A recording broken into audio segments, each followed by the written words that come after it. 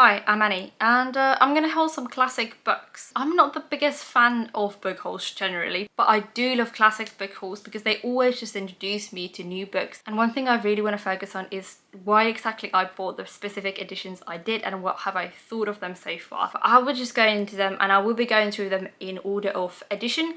And I will be starting with my Oxford World Classics that I've hauled, and this is where I've got the least excuses because they were all new. I've never in my life seen an Oxford World Classic book in a thrift store. So yes, this is extensive. I love Oxford World Classics, but did I double my Oxford World Classics shelf? Yes, I did. I'll be going through them in chronological order. Firstly, I got into studying philosophy, and as a gift for myself, I got the Oxford World Classics, the first philosophers. So in here we've got writings from different classical philosophers and a little introduction to each of them. And I've been kind of browsing through this within the last weeks, and I've actually really enjoyed reading it. I like the way it's composed, and I just really like the way it's a solid introduction, or not even just an introduction, because with some of these we don't know much more. It's a really solid introduction to like ancient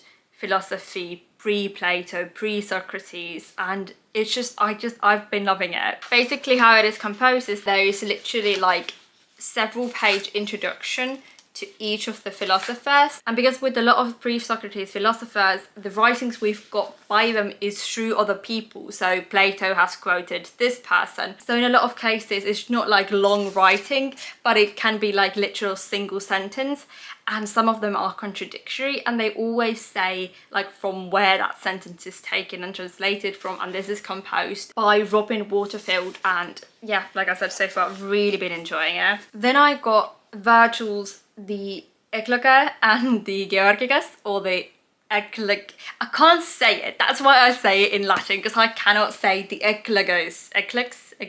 This translation is by C.D. Lewis. We've got like a basic introduction and then the two texts. The funny thing about this is that the guy who wrote the introduction was quite critical of the translation used, which is quite ironic.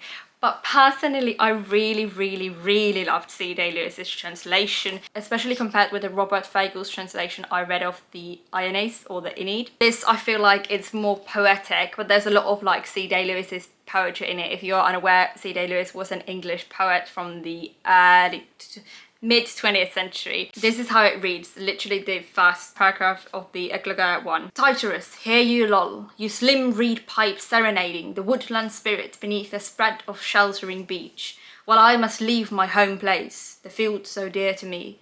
I'm driven from my home place, but you can take it easy, in shade and teach the woods repeat, fair Amaryllis. That's a bit out of context. I mean, it's literally the beginning, so it's like out of context for everyone, but that's basically how it reads. I do recommend it, but it depends on like what you value in your translation of ancient or like any texts. Then I got Geoffrey Chaucer's The Canterbury Tales. This is a translated edition, so this is not the original Middle English text, and this is abridged, or like this is not abridged. I mean, yes, it's abridged, but what I mean is it's not the entirety of the text. That is literally what abridged means. I'm an idiot. I was not meant to buy this originally because I'm gonna read the Canterbury Tales, like the entire text, but I literally just saw this in a bookstore and it was on sale, and that's it. You know what, some texts I just read into them instead of reading through them. This is one of those texts. One thing I gotta note though, that the introduction in here is very shamefully short for Oxford World Classics, because when I pick up an Oxford World Classic, I'm really assuming that the notes are going to be extensive, and the notes aren't bad, they're just quite shamefully short. I've not read the introduction yet, but it is really short. But talking about why I go into Oxford World Classics, why they are my favourite imprint of, well, books. I got a secondary edition of Romeo and Juliet by William Shakespeare. I have also read and annotated the Penguin Classics edition, but I did get this, and you want to know the reason? This 100 and nearly 30 pages. This is the introduction. That's the text. These are notes. Most of the pages look like this, where there's a little bit of the actual play and then a lot of notes, extensive notes, and I can't wait to get into this. They have also got here at the end, without notes, the first quarto edition of Romeo and Juliet. I can't wait to read this this is stellar. Then I didn't actually get this for myself. My mum got this for me because she was buying books and she was like, do you want something? You know, I could get you something as a gift for getting into uni. And this was one of the two things that she got for me. And this is a philosophical text. It is a discourse on the method by, let's say the English version, René Descartes. Here is also one where the introduction is what I'm expecting from Oxford World Classics. This bit is a text. This bit is the introduction. I think the introduction is longer than the text itself. And then here are the notes. The translation so far, I mean, I don't know how it reads in the original French, but it's been very readable. Obviously, I can't comment on the poetry of it because it's a philosophical piece, but it's very easily readable and just seems solid enough. I actually this time decided to first read the text and then the introduction, so I can't talk on the introduction. It's very brain tingling. That is a word I like using about philosophical pieces. Then with the first philosophers, getting myself a gift, I got Mary Wollstonecraft's A Vindication for the Rights of Women and A Vindication for the Rights of Men. And this is a text I've been wanting to read for a long time, but I've never actually seen it in a bookstore, which is weird, and I think I just haven't been looking. I haven't got anything else to say about it because I've not touched this book, but I'm looking at them, I'm like, I love the Oxford World Classics. I think they pick the best covers. That's just my opinion though. Finally, I got Oscar Wilde's A Picture of Dorian Gray. This is a secondary edition as well, but I didn't need this because I own this in hardcover. I know the cloth bound Penguin edition from years ago, but this is one of the like main influencing pieces, main influencing text to the book I'm writing currently. So I needed to get a copy I could annotate, and I really wanted a copy with a solid introduction. I've not yet had the time to pick it up because I literally got it the last out of all of these. Talking about the beautiful covers, I did just realise I was going through these in chronological order, but I forgot one. And this is the other one my mum got me. I have finally got the Bible. For context, I think it's clear enough on the fact that I'm going to study philosophy and this is an Oxford World Classics edition. I am not religious, I am an atheist, but the amount of times I'm reading notes and it just says, see John 1:23 or something like that, and I'm like, I can't bloody see because I haven't got a Bible. I got the King James edition, but I'm even more excited because this includes the apocrypha, which is the deleted, like the stuff taken from the Bible, the books from the Bible that are not in the Bible. Get me? And I have indeed started reading a bit and annotating it. I was not meant to, but I got so excited because I'm like, I've never read the Bible, and like literature and philosophy when it comes to relating into religion is something that is super exciting and interesting for me. But my point here is because I have underlined and written down stuff with a literal ink pen, and though the pages are Bible thin, they are very good quality. It's not leaking through. Obviously you can see that something has been written on the other side of the page, but it doesn't bother reading the other side of the page. As the same thing with the underlining, though you can feel it in the following page, it doesn't bother the reading and the ink doesn't leak. Didn't even realize how many penguins I'd gotten before I picked them up from the shelf, and I'm super annoyed about the first one. I got Hamlet by William Shakespeare because it's like, it's shameful that I haven't yet read this because I'm a major Shakespeare fan, and Hamlet is never in used bookstores. So I got this and I ordered it, and the website had the old Penguin edition cover, and this arrived and I'm super annoyed about it. The Penguin is really like a hit or miss with introductions, but this has got a solid introduction and solid notes. And like I just said, oh my god, this is brilliant. Like Penguin, I applaud. I don't want to, I feel like soon I won't be getting any Penguins because I absolutely loathe, I feel like everyone, the new Penguin editions. So I don't want to order any new Penguins. So I feel like I'm gonna buy my Penguins either in store or just not buying Penguins apparently new. Then I got, and I literally forgot that I got this year, and that is Candide or Optimism by Voltaire. I've read this and this has so far been my favourite novel of the year. Talking about Penguin being hit or miss, this is the text itself, this is the introduction, that's the appendices, and this is notes. This is one of the best editions I've ever read. The translation was absolutely stellar. I think it was just brilliant. The introduction, stellar. The notes, great. This, just recommend. Like I said, hit or miss. And this one was a miss because I read The Sorrows of a Young Werther by Goethe. Book wasn't a miss. I love this book. This edition was a miss though. This is a longer text. It doesn't look like it. Goethe is like over 40 pages longer than Candide or Optimism. Maybe it's just because we don't have that much about just The Sorrows of a Young Werther in English, which I heavily doubt because it was such a popular piece way back when. But this is the size of the introduction, and it was basically just historical context. Same with the notes. This is one of the reasons why I needed to get the Bible, because literally all of this is just, it tells you the references to the Bible, which I'm glad I've gotten, but I want some actual notes. This is barely notes. This is, do not recommend this edition. Then I got Jane Eyre, and you might be wondering, you can't get this edition. No, you can't. I've shifted this because I'm not getting those new editions, but apparently I am still. I have nothing to say about this because I've not read it yet, but I'm really glad that I've got an actual old edition because I want to get all of the Brontë sisters in the same series, and I don't want this one to just stand out because I'm pretty sure they haven't yet printed the rest of the Brontes in the New Penguins. Another purchase I'm really just like, I'm astounded by this. I got North and South.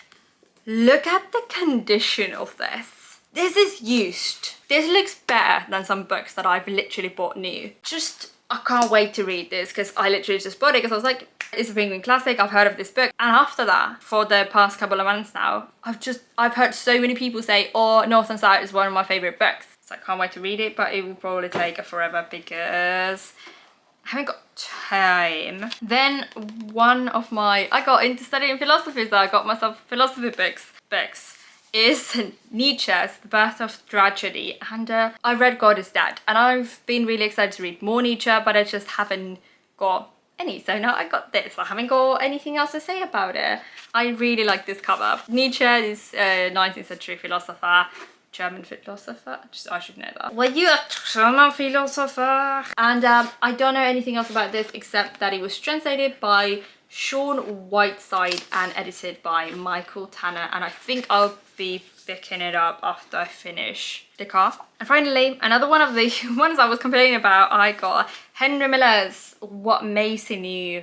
This is another one that I had to get, and that's why I got it new.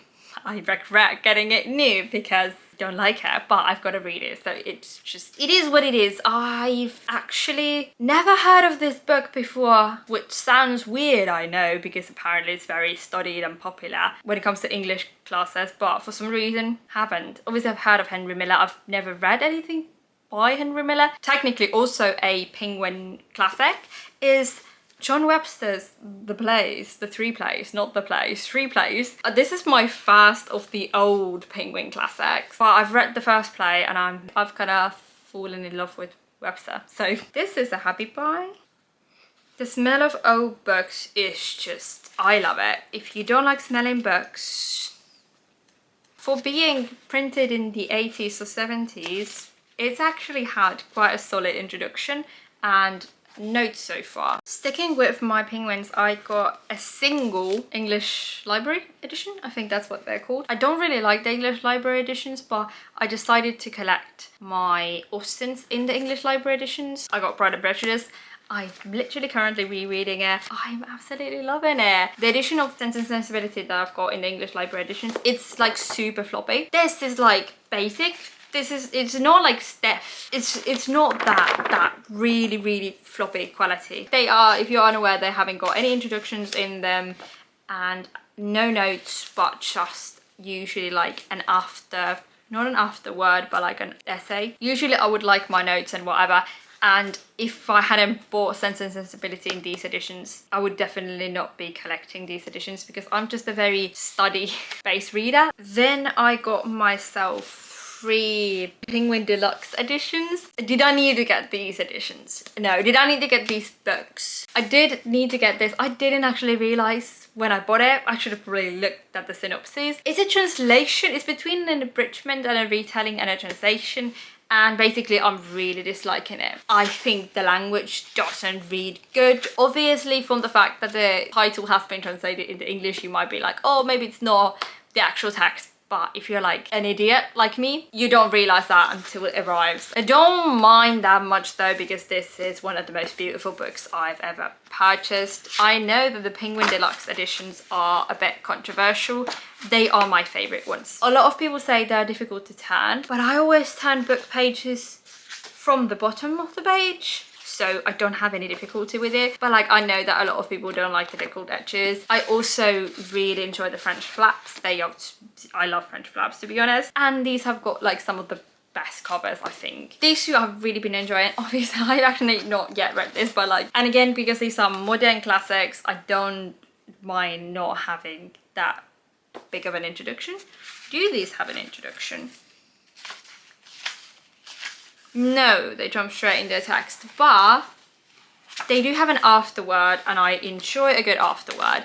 But again, when it comes to modern classics, I don't mind not getting an introduction. Oh yeah, if you can't see, I read it and I absolutely loved it, by the way. And this one I've not yet read, but because the book I'm writing relates to, it relates to fairy tales are at the center of it, at the core of it, at the heart of it. That's why I'm wanting to read like fairy tale-esque and fairy tale books. And talking about modern classics, I've got a few of the Penguin modern classics. I've got 3 Beat Generation authors. I know Beat Generation is a controversial generation, and I get why. You're like, if you don't want to read books by not great people, don't look in the Beat Generation. I find the Beat Generation absolutely fascinating, and part of the reason why I find them fascinating is because they were not good people. To me, where we find ourselves the best is in places where we are uncomfortable, is reading books by people we don't like, or like people we don't agree with. It would just stay in that circle, in that area of familiarity and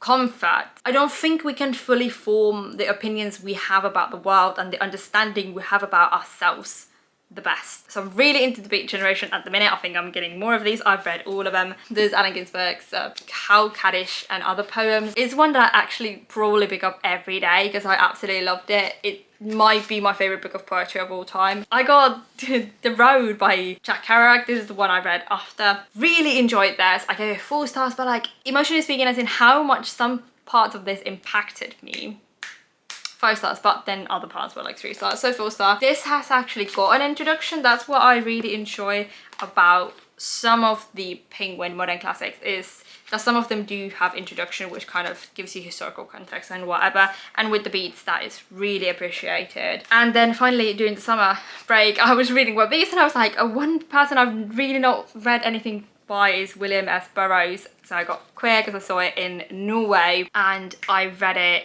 this month, and yes, he was very questionable. He accidentally killed his wife, so if that just makes you super uncomfortable, I totally get it. Don't get his books. But again, like I said, I'm really kind of interested in how the Beat Generation influenced American literature and what kind of a representative of kind of a different way of thinking from the 50s and 60s. So that's why I'm really interested in these. And again, I wouldn't say I enjoyed this. I don't think you can enjoy it, but I found it really kind of a lot of things that Burroughs did with language and storytelling. I found it really interesting. Also, one of my other favorite series by Penguin is Penguin Create Ideas, and I got 3 and I've started one. And the one that I started is The Prince by Niccolo Machiavelli, and it relates to a lot of things. Again, talking about like questionable people, but it's really interesting to read from people who really influenced history and whose ideas are really kind of reflected in a lot of places, which is why like The Prince is kind of a must read, which is why it's so problematic how people are like, if you've read The Prince, that's a red flag. I think that is a bit more of a red flag, but that's not what we're going to talk about here today. I like this series because it's relatively inexpensive and we get like important texts, and the translations aren't the worst. But the more I've read these, the kind of more I've come to the conclusion that they're not my favorites, because they do not have introductions, they do not have notes, they don't always have the best translations. So the other one I got is On Solitude by Michel de Montaigne, and the other one is Meditations by René Descartes. I've heard so much about Michel de Montaigne. He invented essays basically. So this is just a random collection of his essays, or maybe not random. I thought they were all relating to solitude, but no, it's just, it has got on solitude and then on a lot of different other topics. So like, I think these are better if you're already familiar with the historical context surrounding the author, and like when it's philosophy, when you're like already aware of the philosophical context. I did just realize how many books I've literally gotten,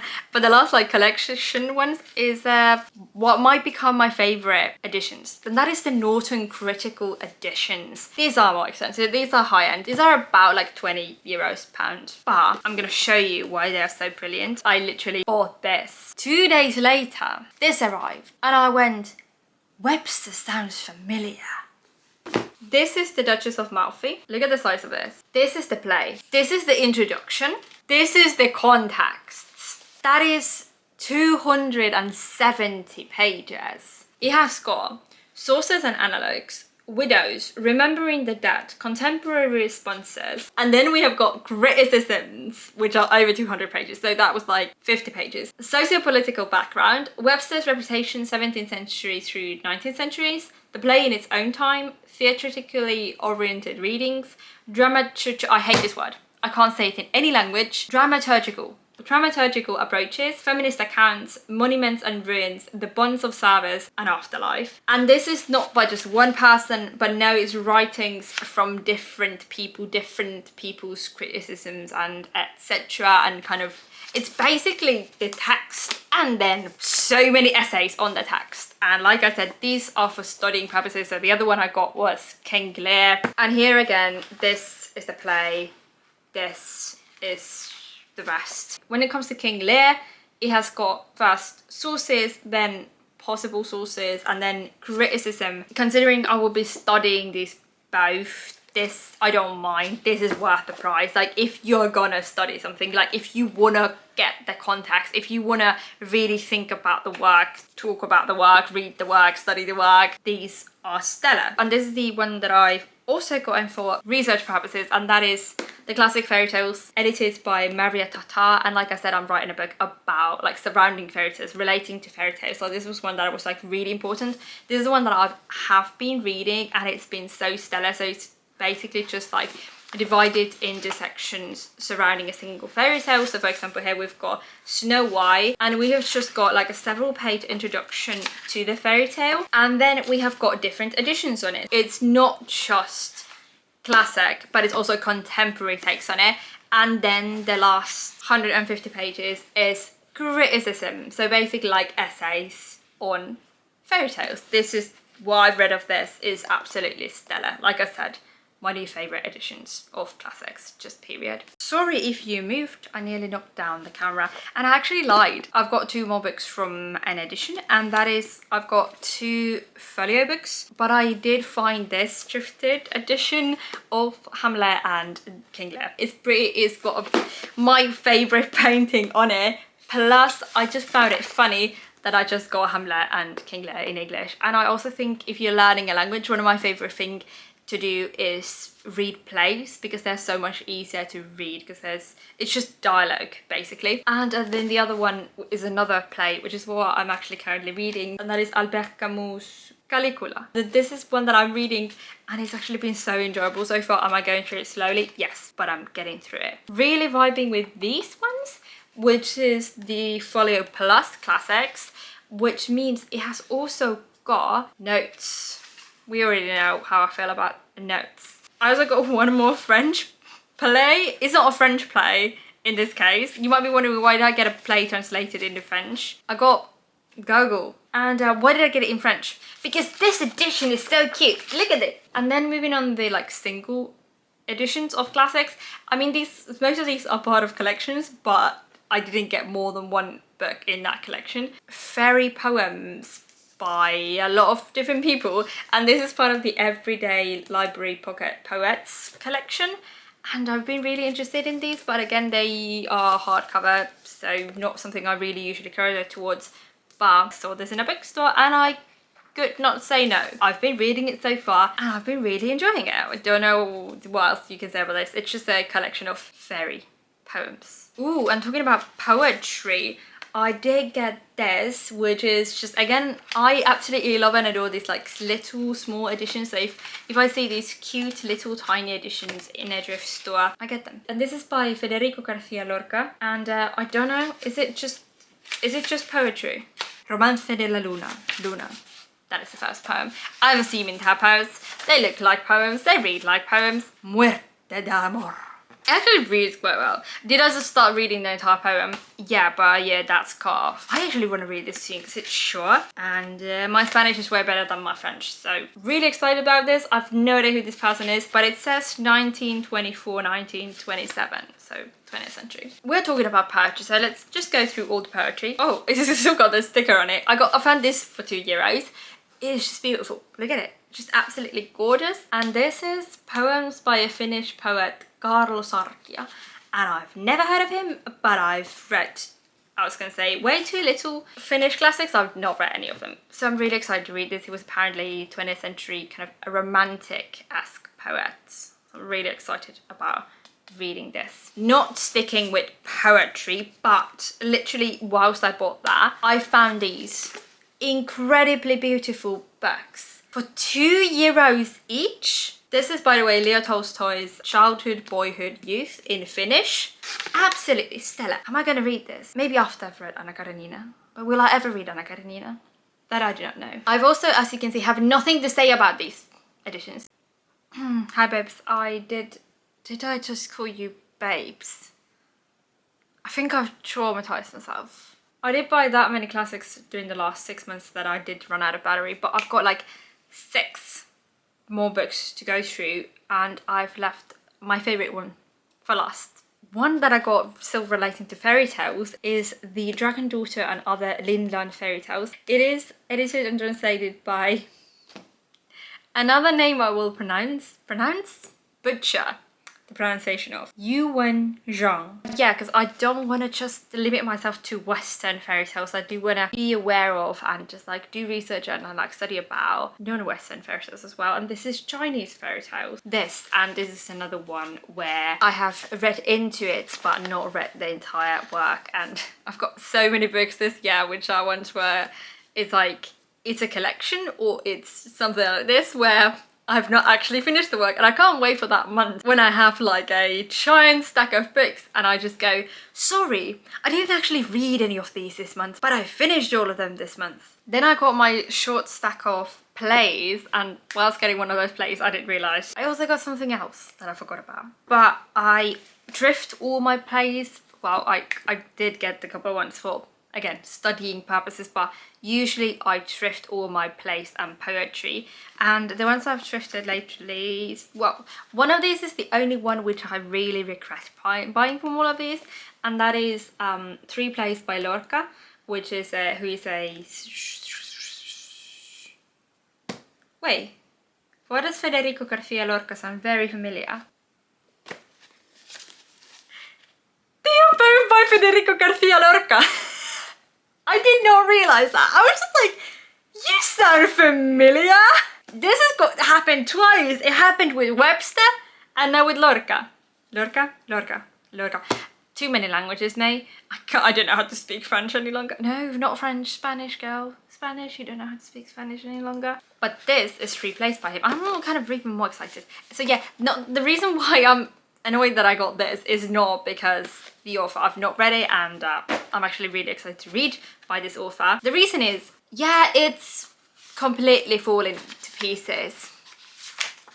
I don't think this is readable. Like literally every time I open a page, it falls out. One tip, if you buy books secondhand, check the condition before you buy it. Did I waste that much money? No, but another play I got is John Arden's 3 plays. All of these collect 3 plays. I don't mind because I love 3s. 3s are just like 3 is a good number. I've not read anything by Arden. Arden is an English playwright from the 50s. Oh, this is Penguin as well. I didn't realise that until I picked it up. So this should have been with the Penguins, but this is one of the Penguin plays, but the older older editions. And then from Norway as well, I got, I think for like €1, A Merchant of Venice. And I don't mind getting William Shakespeare in these thrifted editions that don't have any notes and don't have any introductions, because I'm gonna rebuy all of them in editions that are like study purposes later in my life. I really want to go through Shakespeare plays starting this month in chronological order, and that doesn't relate to this. But basically for that I will be getting the plays, the cheapest ones that I can, and I like collecting these kind of used copies of Shakespeare's plays. And wherever you go, if there's a used bookstore, they have got Shakespeare. And though I hate Wordsworth classics, to be honest, this is a very pretty play. If I'm gonna buy naked editions, what is a naked? Naked is not clean. Clean editions. I think clean is what they're called. I always call them naked editions. Clean editions, aka ones without annotations. I'm gonna get the Wordsworth ones because they are easy to read, and like, I frankly am not a fan, but I enjoy the fun. But I literally completely forgot that earlier this year I also found thrifted The Genius of Shakespeare in like mint condition. It's not mint condition, it has got like a cracked spine, but I love cracked spines. Besides that, it's a mint condition, and I do want to get more non-fiction on Shakespeare. You've already probably noticed that I bloody love Shakespeare. Nothing else needed to be said. I love William Shakespeare, and I really am excited to read this. Is this gonna be a good non-fiction? I don't know, but I want to find out. And then, finally, the creme de la creme. The darling, my darling, what I got, and two other works that relate to that. I got the authoritative translation of the Divine Comedy by Dante Alighieri.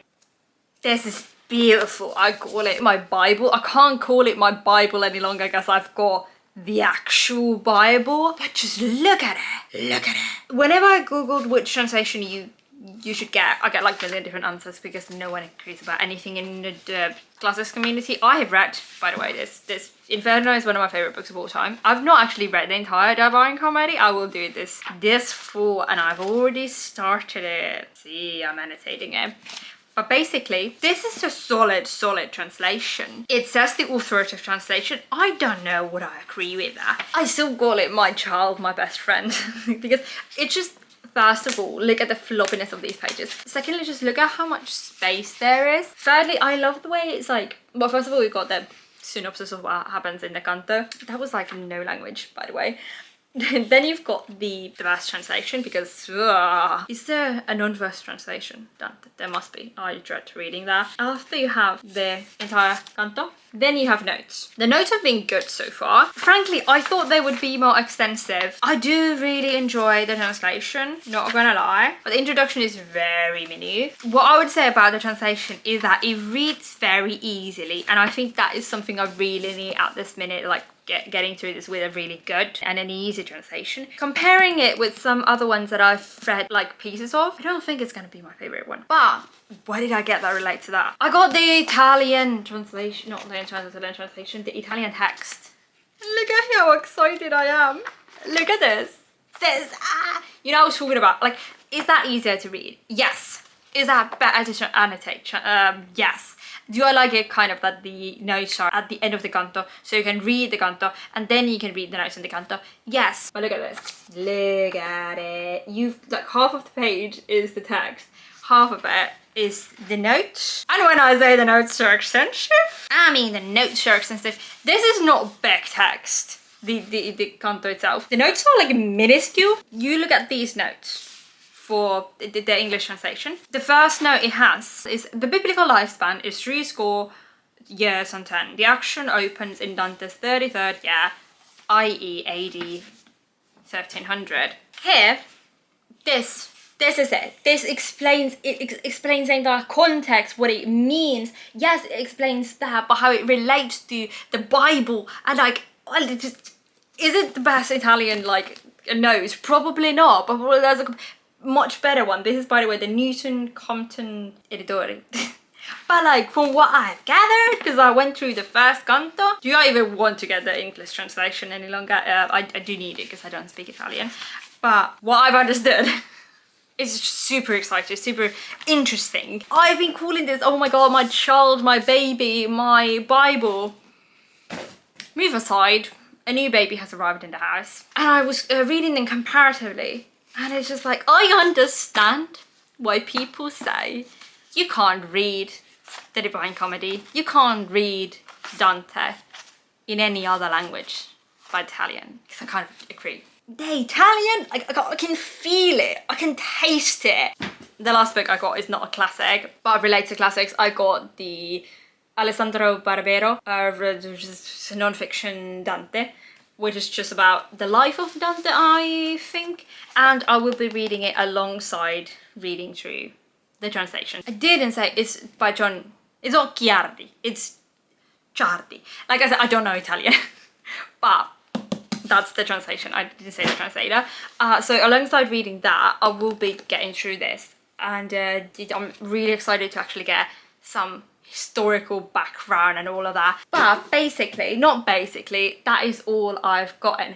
Is that way too many books? Is that like I can't even say nothing at this point. It's too many books. This is too long of a video. I thought I was gonna sit down for a minute, just talk through the books I bought, and it's over an hour later and no one is watching at this point. But if you're watching at this point, I'd like,